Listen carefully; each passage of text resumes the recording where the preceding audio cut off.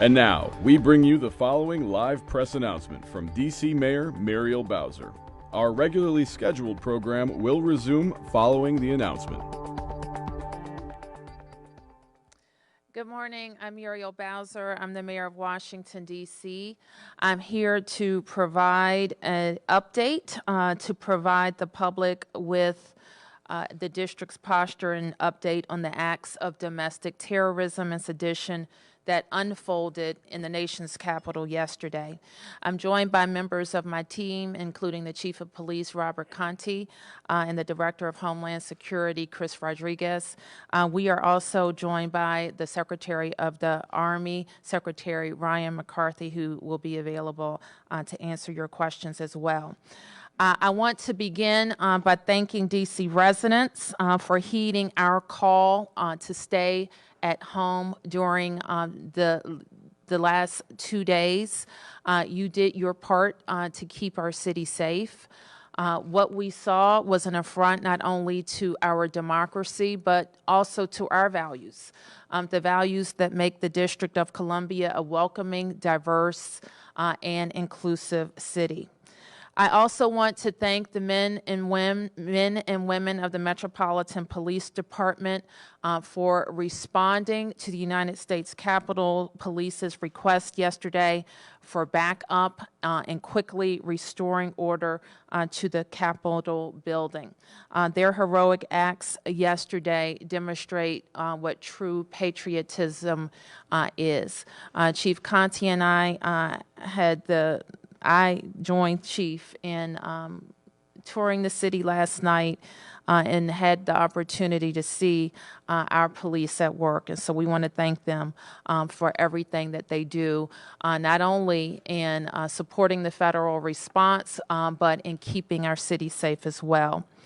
Overnight, as expected, the Congress affirmed President-elect Joe Biden and Kamala Harris, and it is official, that certification. Joe Biden and Kamala Harris will take the oath of office on January 20th to be the 46th president of the United States of America. We know and we all knew that the end result of this free and fair election would be the oaths that they take on January 20th. This should send a clear message to our nation and the world that despite actions of an unhinged president and those that believe the baseless conspiracies that have been peddled by him and by other elected officials, that the United States remains strong. Our democracy is prevailing, decency is prevailing, and hope and change are on the horizon. While it seems like a lifetime ago, it was just yesterday that we received the final election results out of the state of Georgia. And I want to congratulate Senator, what I'm going to call him, Reverend Senator Warnock and Senator-elect Ossoff. I also want to make a few priorities clear for the new Congress that are very important to the district. First, we must get statehood on the president's desk within the first 100 days of the 117th Congress. Congress must immediately transfer command of the District of Columbia National Guard from the President of the United States and put it squarely under the command and control of the Mayor of the District of Columbia.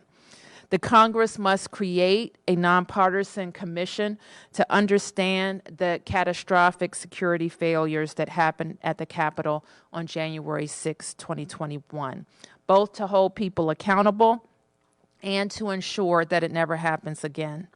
We must also understand why the federal law enforcement response was much stronger at the protest over the summer than during yesterday's attack on Congress.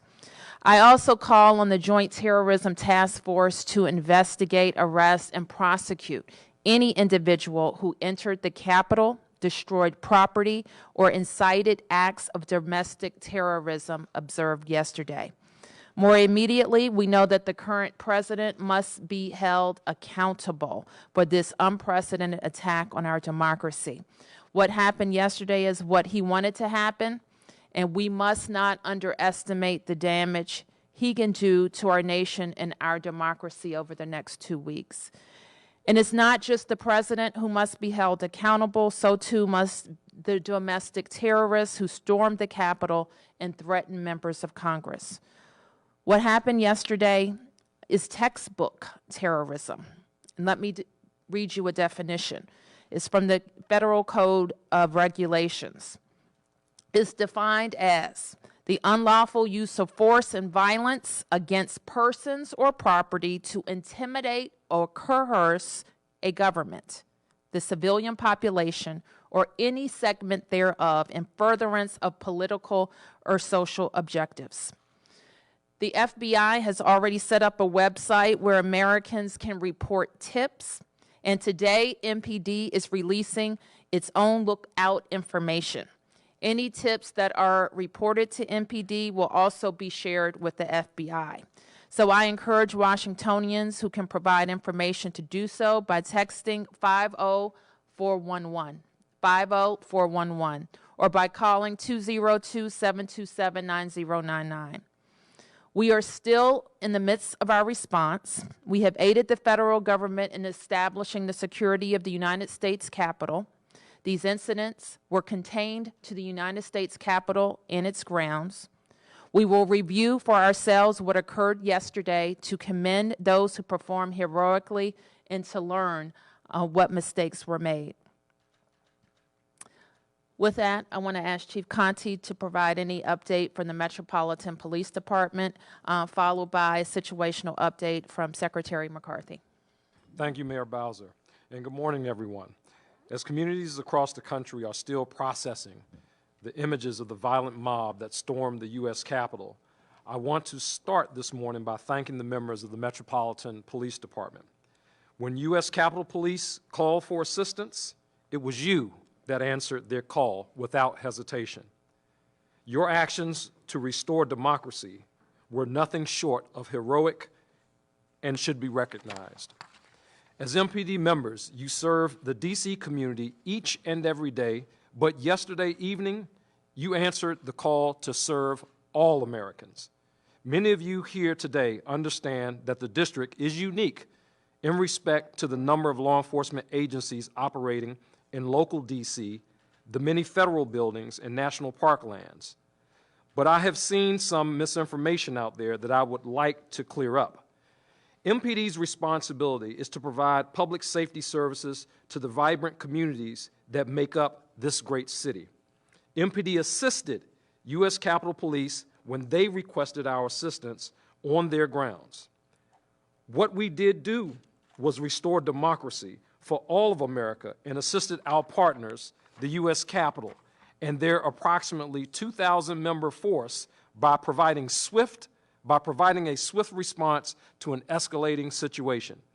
MPD members will continue to be responsible for local D.C., but we are willing and capable, as we saw yesterday, of assisting our partners at any moment. Again, when U.S. Capitol Police called for assistance, MPD answered the call. I would also be remiss if I did not recognize the support we receive from our law enforcement partners regionally and the D.C. National Guard assets. Please allow me to provide an update in regards to arrests made by MPD related to unrest. There were 68 individuals arrested yesterday evening and into the early morning hours of January 7th. Of the 68 arrests, 60 were adult males and 8 were adult females. 41 of those arrests occurred on U.S. Capitol grounds, and to my knowledge, only one of the arrestees is from the District of Columbia. I just want to underscore that only one of the arrestees was from the District of Columbia. However, we still have a significant amount of work ahead of us to identify and hold each and every one of the violent mob accountable for their actions. We have collected numerous images of persons of interest that we are asking the community to help us identify. These images depict individuals engaged in various acts of violence or property destruction, and we have made these images available on our website and social media platforms. We shared these images last night with the D.C. bids, the hotel associations, and other community partners, along with the FBI. We also have shared these images with the regional airport authorities. As we speak, we have members of the Metropolitan Police Department that are scouring the area hotels, businesses, et cetera, trying to identify some of these individuals that still may be taking up residence within our city. The FBI, we're working closely with them to aggressively pursue those responsible for these shameful and violent acts. You can help by taking a moment to view them and provide us with assistance. Again, they have been publicly released on our website. Anyone with information on their identities or whereabouts is encouraged to reach out to MPD at 202-727-9099 or text us at 50411. Information can be provided anonymously. In addition to what I've already mentioned, we will also be sending these images out across the country to the FBI offices in every state. We have authorized a reward of up to $1,000 for information that leads to the arrest and conviction of persons responsible, and I should add that we already are receiving information and valuable tips from residents and people who have identified some of these individuals. We will continue to assist the United States Capitol Police with security without compromising the quality and professional police service to our district neighborhoods. Residents and visitors should continue to expect traffic disruptions and a large law enforcement presence in and around the National Mall and U.S. Capitol. Now, I would like to take this opportunity to provide the identities of the persons that lost their lives yesterday. As I mentioned late yesterday, the Metropolitan Police Department is handling the investigation of the U.S. Capitol police officer-involved shooting that occurred in the House lobby area. The decedent in that shooting has been identified as 35-year-old Ashley Pameton. Ashley, also known as Ashley Babbitt of Huntington, Maryland. This remains an active MPD investigation. There were 3 additional deaths that occurred, which we believe all to be the results of medical emergencies. The decedents have been identified as 50-year-old Benjamin Phillips of Ringtown, Pennsylvania, 55-year-old Kevin Greason of Athens, Alabama, and 34-year-old Roseanne Boylan of Kennesaw, Georgia. Lastly, I would like to thank all of D.C. and our neighboring jurisdictions in Virginia and Maryland for adhering to the mayor's and the governor's curfew orders. And now I can turn it over to Secretary McCarthy. Thank you, Chief Conte, Mayor Bowser. Yesterday was a horrible and shameful day in our history. But one thing we did see was incredible leadership by Mayor Bowser and Chief Conte, and saw the best of this city.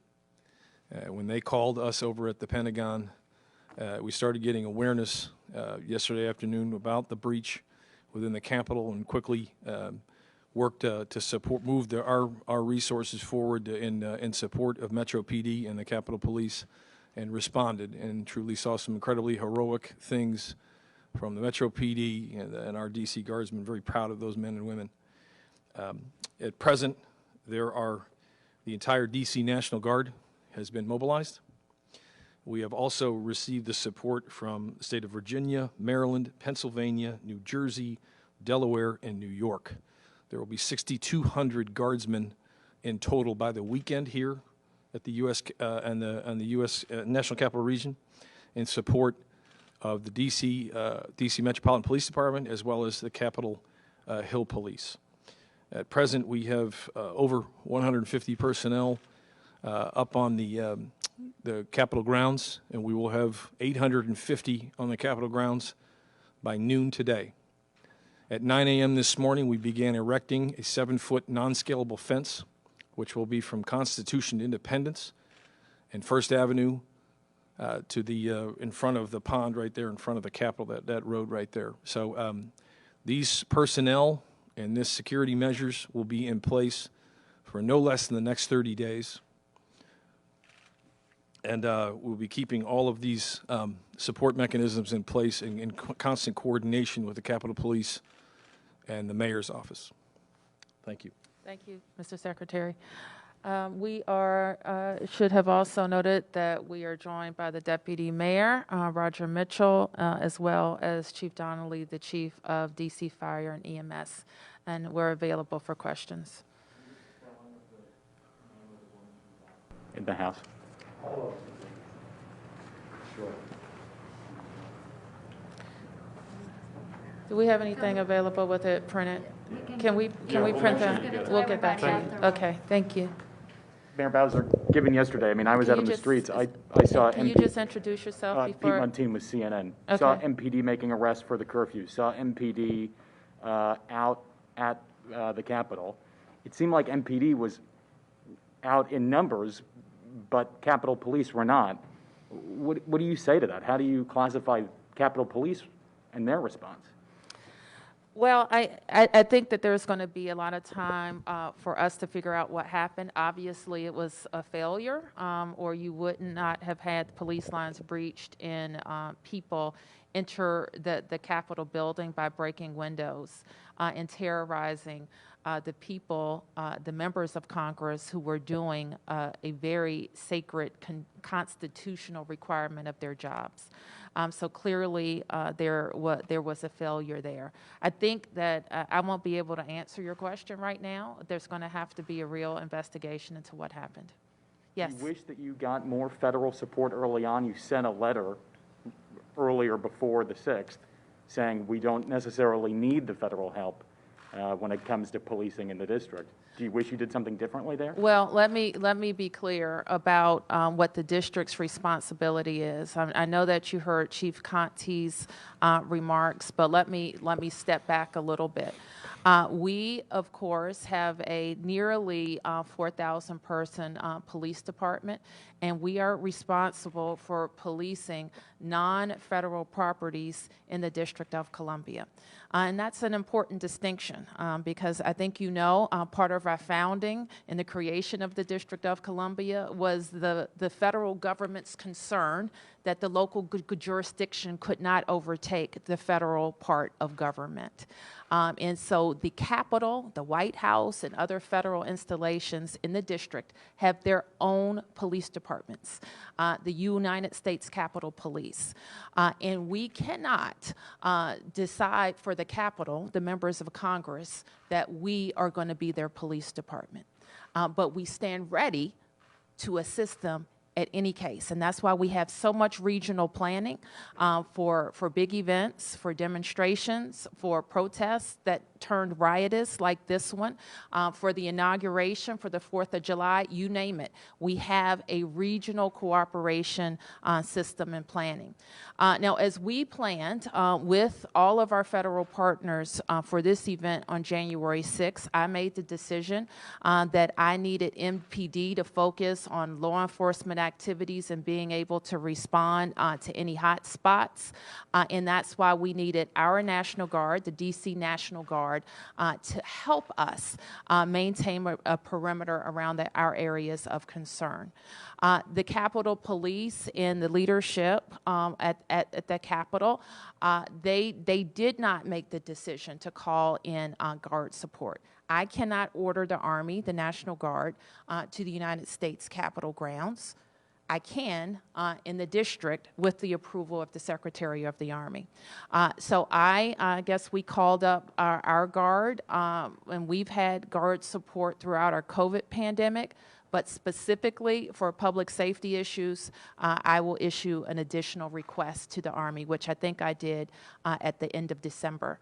And the Secretary of Army approved that request, and we put our Guard troops on the ground to support MPD. Yes. Mayor, you said there was a state of emergency you were declaring for, I guess, 2 weeks.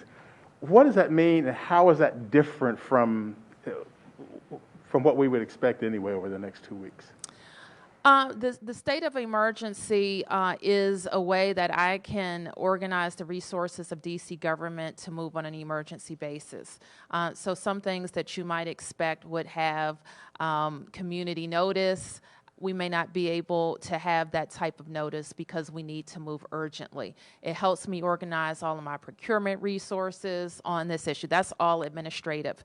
But more than that, it's a notice to the public that we may have to do some extraordinary things to maintain public safety. And a curfew is an extraordinary thing that we have to use to maintain public safety. When I tell residents of the District of Columbia to stay in your home or you could be subject to arrest, that's an extraordinary thing. And the state of emergency puts DC residents, visitors, and our businesses on notice that we may have to do something extraordinary like that, that would require you to stay at home or close your business or stop transit or other public transportation earlier so that we can maintain public safety in the district. So it's just so people are kind of aware that things could happen quickly, because obviously you did a curfew like that yesterday, right? We gave about 4 hours, 3 or 4 hours notice. It is important when we do a curfew so that everything is legal and the arrests that our officers make are prosecuted, that we follow a certain protocol. We issued a public emergency. We justify why that infringement on people's liberty is necessary. We give a public statement that you all carry widely so people are aware. I think we issued several what do you call those? WEA alerts that went out on people's cell phones. That includes district residents and people visiting the district. So we make every effort that people can comply with our public safety order. Yes. Mayor Bowser. Just please introduce yourself and your network. Jaji from Fox 5. There was a moment yesterday when a riot was declared. It was the same type of thing that happened during the summer at the protest. Can you run me through some of the things that can happen when the differences between when you declare a riot and when a state of emergency is declared? Do law enforcement get certain liberties in one thing and the other? Can you Sure. Let me ask Chief Conti to talk about that. Sure. As the mayor mentioned, you know, the state of emergency, it allows the city to do extraordinary things. As she mentioned, the curfew, again, a great infringement, you know, on just the day-to-day business in the city. In this particular case, when a riot was declared, that means that we have a situation where individuals are actively, violently engaging in crimes. And that's the clear distinction. At the time that the riot was declared, and I believe that was MPD personnel on the grounds of the Capitol that were on the air declaring this a riot. So that's the distinction between the two. Yes. Now, when a riot is declared, what liberties does that give MPD? So for MPD, it may determine the level of force that we use. So, for example, you know, in some cases we may use pepper spray. In a riot situation, you know, we could very well use tear gas or CS gas, that kind of thing. So that would be. At what time was the riot actually called? I don't have the exact time that it was, but I can tell you that MPD was requested around about 1 o'clock p.m. is when MPD was requested by U.S. Capitol to respond, and things were already pretty bad at that point. So my question is, over the summer, when the riot was declared, that gave MPD the chance to use these munitions per se. From what happened yesterday, is there a train of thought possibly that maybe declaring a riot earlier could have prevented some of the things that happened? Well, no, you can't declare a riot until you have violent acts occurring. And I think that MPD is very careful about when we do declare a riotous situation. I mean, there are situations where we have officers that are having bricks thrown at them, bottles thrown at them, everything, you name it, urine, and we have not in every instance declared a riot. In this one, we had projectiles being thrown at our officers, and we had people trying to breach the United States Capitol, in the nation's capital. I think, if anything, I mean, that certainly warrants declaration of a riot, and clearly we experienced that yesterday. Yes. Yes, Michael Bryce Sadler with the Washington Post. For Chief Conti, perhaps Chief Donnelly, the 3 decedents who died from medical emergencies yesterday, have we determined whether they were part of the riots or other people who were on Capitol grounds? What was that question, Michael? My question was for the 3 people who died from medical emergencies yesterday. Thank you. Yes. There were a lot of people on the grounds of the Capitol yesterday, and I guess the extent that we can say right now is that they were on the grounds of the Capitol when they experienced their medical emergency. Okay, but you can't specify. I can't beyond that? specify. Okay, and then there was a stabbing yesterday at 12th in Pennsylvania, and separate shootings on 200 K Street Northwest and also 9th and N Street Northwest. Have police determined if any of those were related to the unrest in the city? It does not appear that any of those were related to the unrest in the city, and those matters are actually actively being investigated, but it does not appear they were related.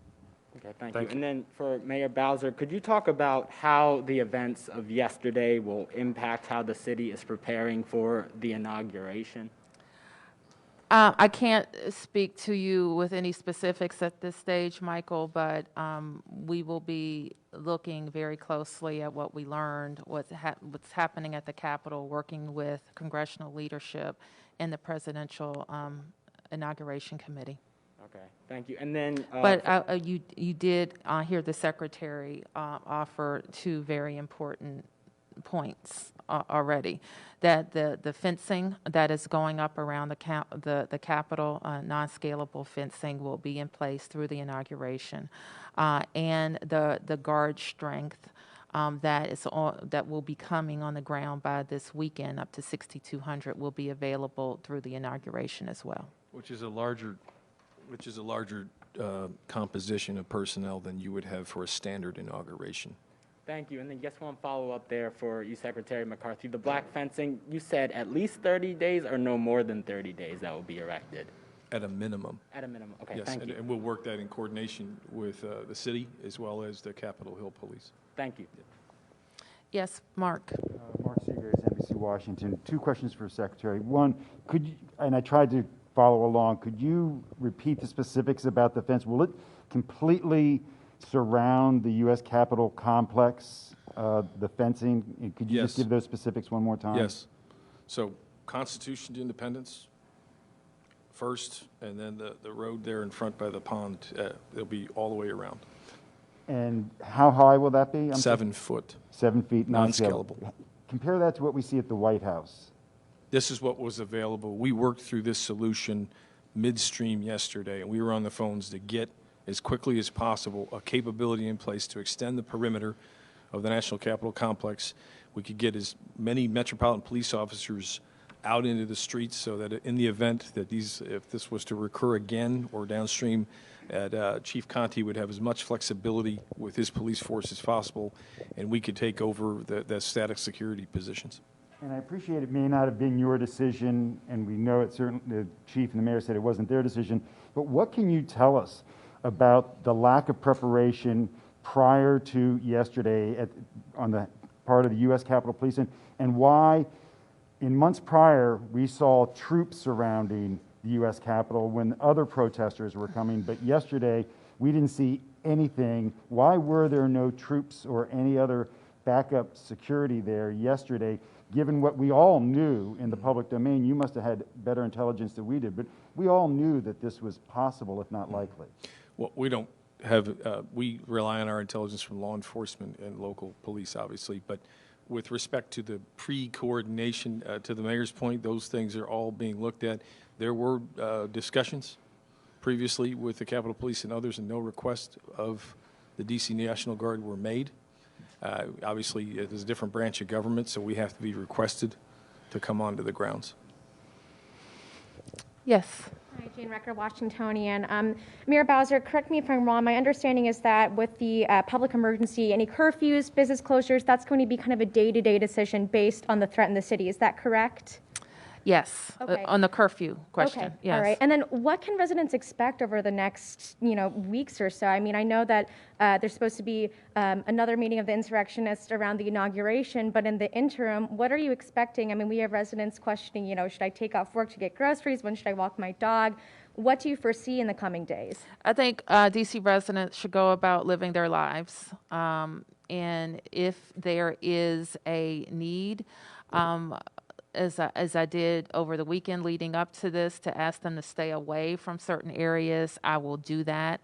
I don't have that request at this stage. So right now, we want them to go about their lives, be signed up for our alert systems. Chris? Yes, thank you, Mayor. So we would really encourage our residents and any visitors to the District of Columbia to sign up for Alert DC, and that can be done at alertdc.dc.gov. And so that's the way that, based on what the Mayor and the Chief were saying, during an emergency situation, and certainly with the Mayor declaring an emergency declaration, we will push real-time information to our residents and visitors through Alert DC. And let me just say something also very specifically. We asked our residents not to participate in counter-protest. We asked our residents, not even the regional residents, and their county executives and leaders asked them not to participate in counter-protest. And I know for a lot of people, I've gotten text messages, that was a hard thing to do because they wanted to fight back. But just imagine if our police had to also police protest against the people who sieged the Capitol. So it was very important that the police could focus on them. So we're going to continue to ask our residents to listen to our guidance, but go about your lives. DC government, we're already on modified operations because of COVID, but our facilities that are having in-person activities continue to do so. Mayor Bowser, how upset does it make you to see the federal response on Black Lives Matter Plaza during the protests there and around Juneteenth, and then see yesterday? By comparison, you mentioned that earlier. How upset does it make you? What I'm upset about, I'm upset about what this president has done to our city and our democracy. I'm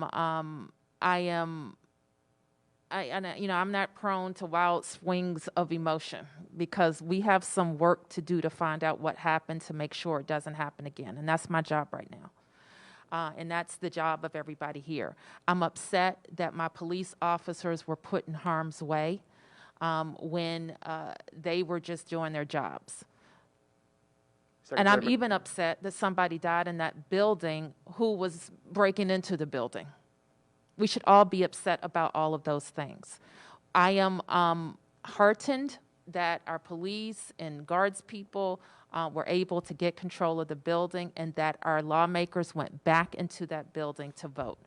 I'm upset that 706,000 residents of the District of Columbia did not have a single vote in that Congress yesterday, despite the fact that our people were putting their lives on the line to protect our democracy.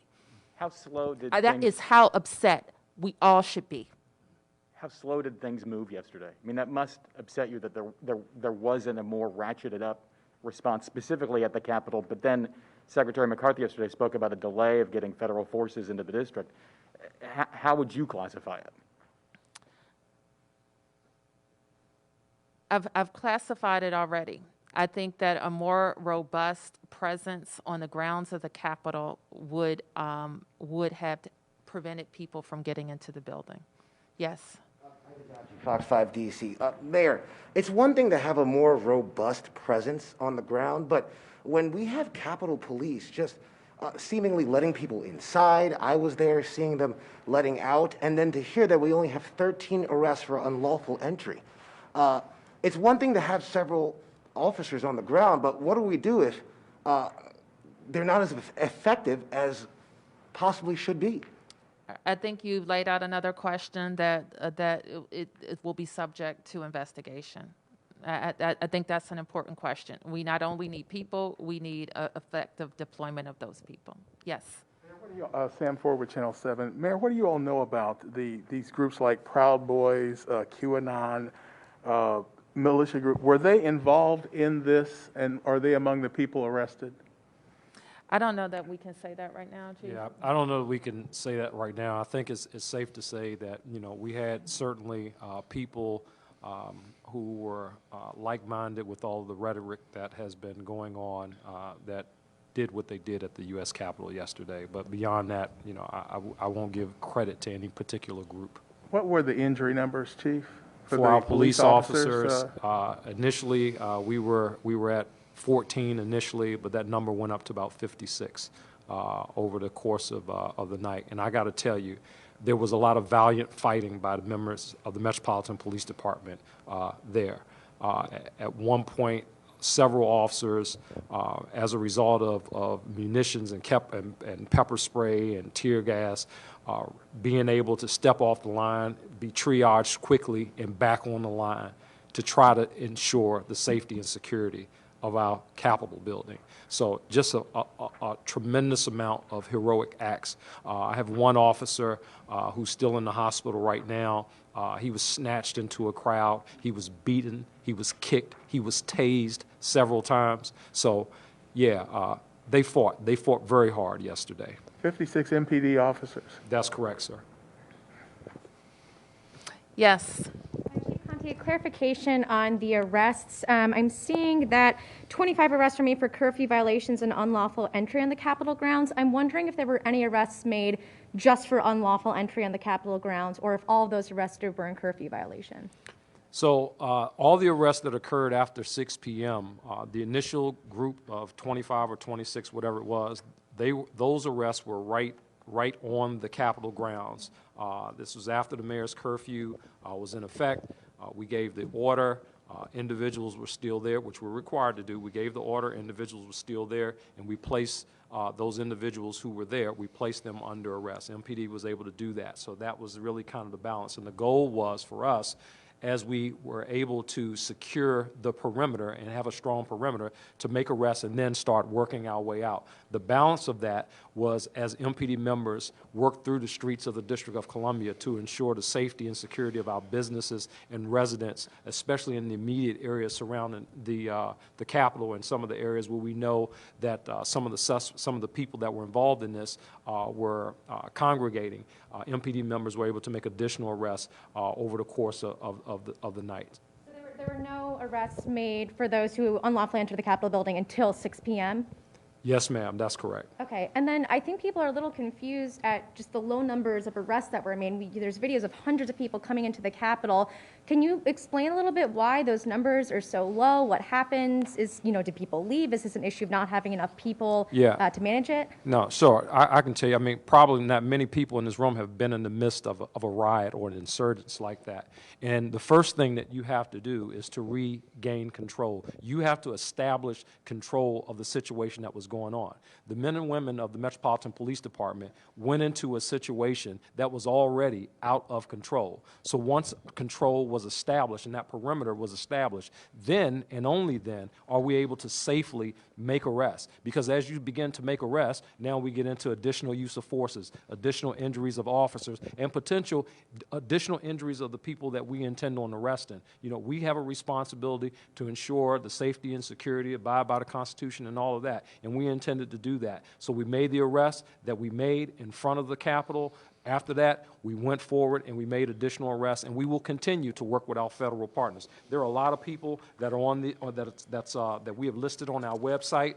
There are a lot of people that are in these images, and we know that there are people across this country who can identify these individuals. This is where the community comes in and help. These are clear images. Some of these images, there's no mistake about who some of these people are. So we're asking our communities to call in, whether it's a community here in the District of Columbia or as far as West Coast, it really doesn't matter. Call into your local FBI office, identify who these individuals are, and let's hold them accountable.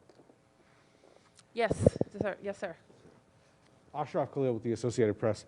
Mayor Bowser, if you were a governor, how would yesterday have gone differently for you? What would you have been able to do differently, and on what kind of a timeline? The difference would be when we become the 51st state, or before then. Our Congresswoman has a bill in the Congress right now to give the mayor control of the D.C. National Guard. What's different is we would not make a request to the Secretary of the Army for guards support. We would not be restricted in any way from how to deploy the guard, so we wouldn't have to clear a deployment plan with the Secretary of the Army.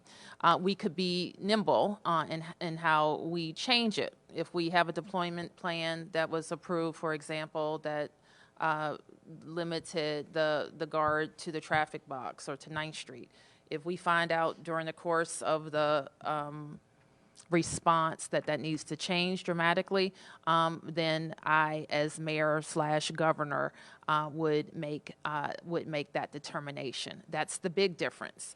What wouldn't be different as governor would be my ability to put the National Guard on the Capitol steps. I wouldn't be able to do that as governor, nor would I be able to use our state police on the grounds of the Capitol. That wouldn't be different either. Yes, and we're going to take one more round, and then we're going to wrap up. Yep. Sure. I want to address some images that were going around on social media of some of the protesters and rioters celebrating indoors at the Alibi Bar, as well as the lobbies of some hotels across town, packed into crowds, not wearing masks. What is going to be done? What kind of fines are going to come to these businesses? I realize that the hotels can be a trickier situation, but with the Alibi, that is a bar that allowed for indoor dining, indoor drinking. What's going to be done with that? We'll have to investigate that. I saw one, for example, when we were driving around where that was the case. There may be hotel guests, and we will see what violations of their business license occurred. Any other? Yes, Mark. A question for you, Mayor, and a question for the two gentlemen. Mayor, and I know you've been asked this in one way before, but what is your fear, after seeing what we saw yesterday, what is your fear that could happen on January 20th, and what steps might you take that we haven't seen thus far that you might be considering to maintain the peace? And do you think there should be a public ceremony? Well, Mark, I think that we're obviously concerned about the 20th. We're concerned about the days leading up to the 20th. But I think we as Americans have to also ask ourselves, is this going to be a new normal in America? Regardless of if Donald Trump is the president, are people still going to be inspired to violence and to try to overthrow institutions of our government? So I think that frame for everybody has to reset, because it may not end on the 20th.